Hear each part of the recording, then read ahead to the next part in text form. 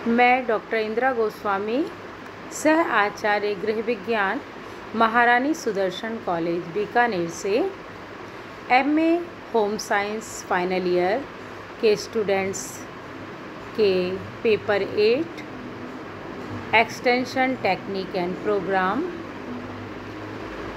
के अंतर्गत प्रसार शिक्षण प्रविधियाँ इस विषय के एक टॉपिक समूह संपर्क विधियाँ के अंतर्गत आज जो विषय एक प्रविधि के रूप में आपके सामने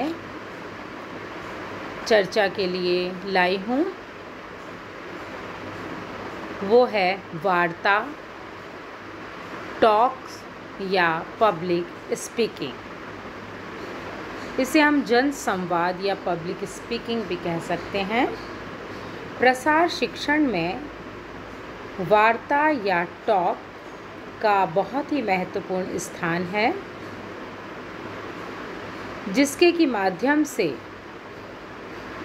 अपने वक्तव्य को श्रोताओं के समक्ष प्रभावशाली तरीके से प्रस्तुत किया जा सकता है। एक अच्छा वक्ता लोगों के दिल और दिमाग पर दी गई जानकारियों की एक गहरी और अमिट छाप छोड़ सकता है। फलस्वरूप श्रोता उसकी बात को सुनने के लिए उत्साहित रहते हैं। वार्ता का उद्देश्य मानव के व्यवहार और विचार में परिवर्तन लाना है। एक अच्छा वक्ता वही होता है जो कि अपनी बात को मोहक तरीके से श्रोताओं के सम्मुख प्रस्तुत करता है। इसके लिए ज़रूरी है कि वह अपने वक्तव्य की अच्छी तरह से तैयारी कर ले।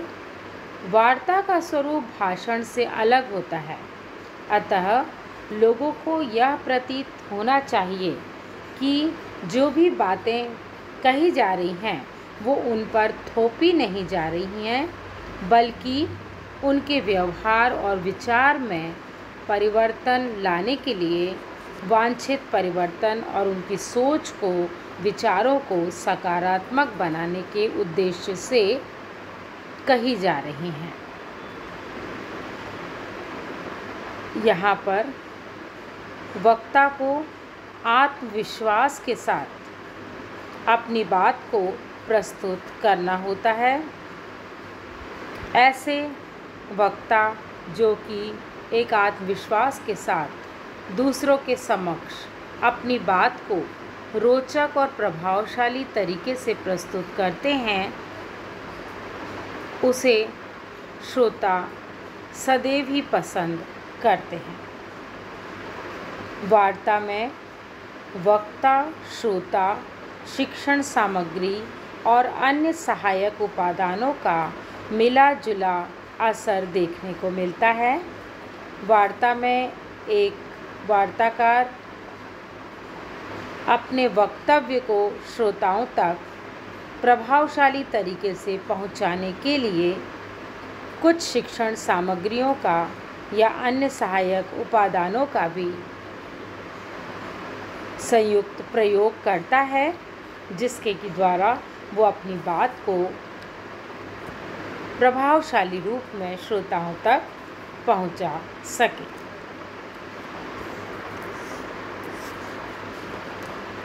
एक वार्ता या टॉक को प्रस्तुत करने के लिए कुछ तैयारी करनी होती है। वार्ता की तैयारी या प्रिपरेशन के लिए कुछ बिंदुओं पर ध्यान देना जरूरी है, जैसे विषय का चयन। वार्ताकार जिस वक्तव्य पर बोलना चाहता है वो विषय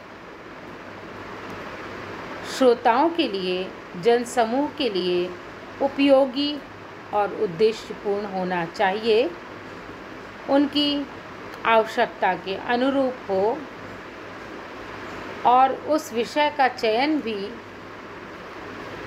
लगभग 5 से 6 दिन पूर्व कर लिया जाना चाहिए। इसके पश्चात वार्ता का अभ्यास या रिहर्सल भी बहुत ज़रूरी है। विषय के किसी एक ही पक्ष पर विचार प्रस्तुत करना बहुत ज़रूरी है, उसे बहुत अधिक विस्तारित नहीं करना है। वार्ता को प्रस्तुत करने से पहले उसका अभ्यास कर लिया जाए, अर्थात उसको अपने परिवारजन या दोस्तों के समक्ष बोलकर देखा जाए और यदि उसमें कोई त्रुटि है तो उसे समय पे ही सुधार लिया जाए। श्रोता का चुनाव। श्रोता कौन होंगे, वे क्या चाहते हैं, उनकी रुचियां क्या हैं, उनकी आवश्यकताएं क्या हैं, इन सब पर विचार करके ही वार्ता तैयार की जानी चाहिए। विचारों का संकलन भी बहुत आवश्यक है। वार्ता में जिन भी विचारों को संकलित किया जाता है वो सारगर्भित होने चाहिए। जिनकी की आवश्यकता है उन्हीं बिंदुओं पर प्रकाश डालना चाहिए। अनावश्यक बातों को स्थान नहीं दिया जाना चाहिए। वार्ता से संबंधित विषय की विस्तार पूर्वक अध्ययन कर आश्वस्त हो जाएं और नवीन सूचनाओं को भी उसमें स्थान दिया जाए। इस तरह से उस पूरे विषय में वार्ता से संबंधित जानकारियाँ और नवीनतम जानकारियों का संकलन जरूरी है। मुख्य बिंदुओं का स्मरण करें। वक्तव्य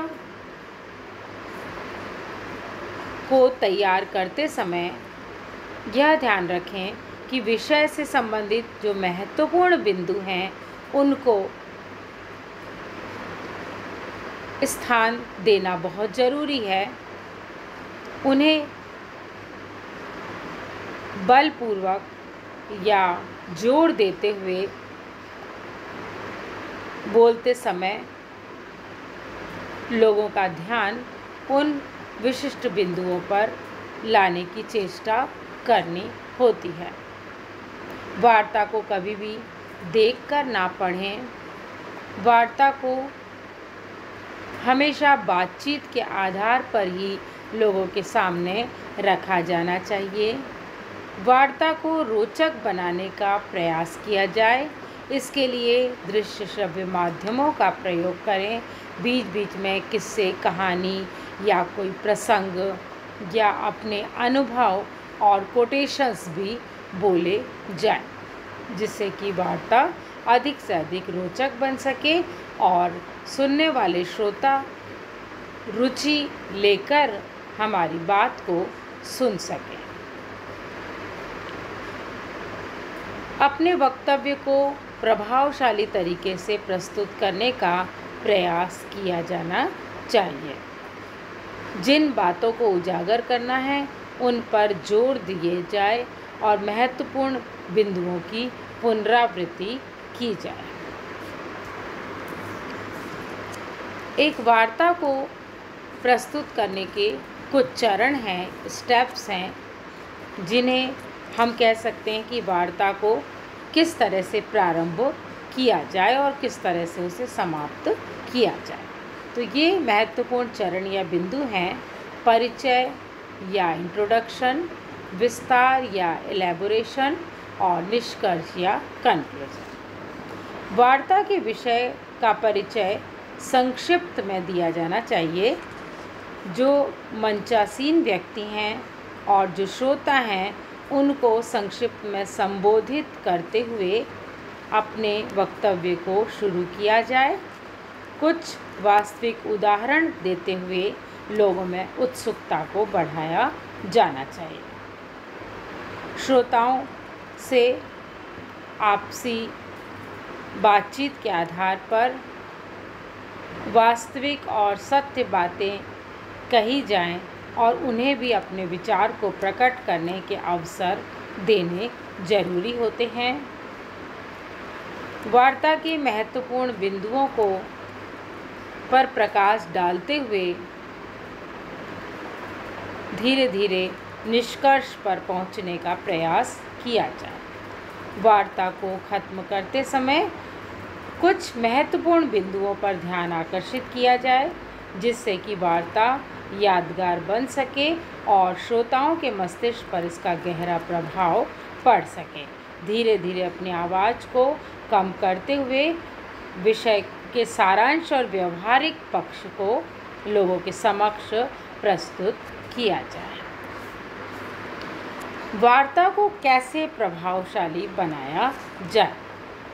जहाँ तक हो सके जटिल और तकनीकी शब्दों से बचते हुए सरल और समझने योग्य साधारण शब्दावली में लोगों से बातचीत के आधार पर वार्ता को प्रस्तुत किया जाए। संभव हो तो अपने विचारों को दृश्य श्रव्य साधनों के माध्यम से प्रस्तुत किया जाए, जैसे chart, poster, power point presentation, laptop, computer आदि की सहायता से श्रोताओं को जानकारी दी जाए। लोगों को समझाते हुए अपनी बात को उनके सामने प्रस्तुत करें, अच्छे उदाहरण और सुझाव उनको दें, कभी भी विरोधी विचार उनके सामने ना रखें, पूरे विश्वास के साथ अपनी बात को उनके सामने रखें और लोगों की प्रतिक्रिया को भी ध्यान से सुनें। यदि आवश्यक हो तो बड़ी बात को भी गौर करके और छोटी से छोटी बात को भी जो कि महत्वपूर्ण है उसे उजागर करने या प्रकाशित करने का प्रयास करना चाहिए। अपने वक्तव्य के सपोर्ट के लिए किसी अथॉरिटी को कोट करना भी जरूरी होता है। श्रोताओं को कैसे मुक्त करें? अपने श्रोताओं से हमेशा यस या हाँ का रिस्पॉन्स प्राप्त करने का प्रयास करें। हमेशा वास्तविक और सत्य बातें उनके सामने कहें। मनगढ़ंत या झूठे किस्से कहानियाँ उनके सामने प्रस्तुत ना करें। उन्हें अपने विचार को प्रकट करने का अवसर दें।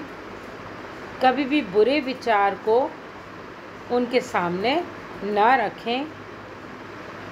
आपसी मतभेद से बचने का प्रयास करें। वार्ता कैसे ख़त्म की जाए? वार्ता को ख़त्म करते समय कुछ महत्वपूर्ण बातों की ओर लोगों का ध्यान आकर्षित करते हुए सारांश रूप में अपनी बात को संक्षेप में कहने का प्रयास करें और किसी ठोस निष्कर्ष पर पहुँचे। धन्यवाद।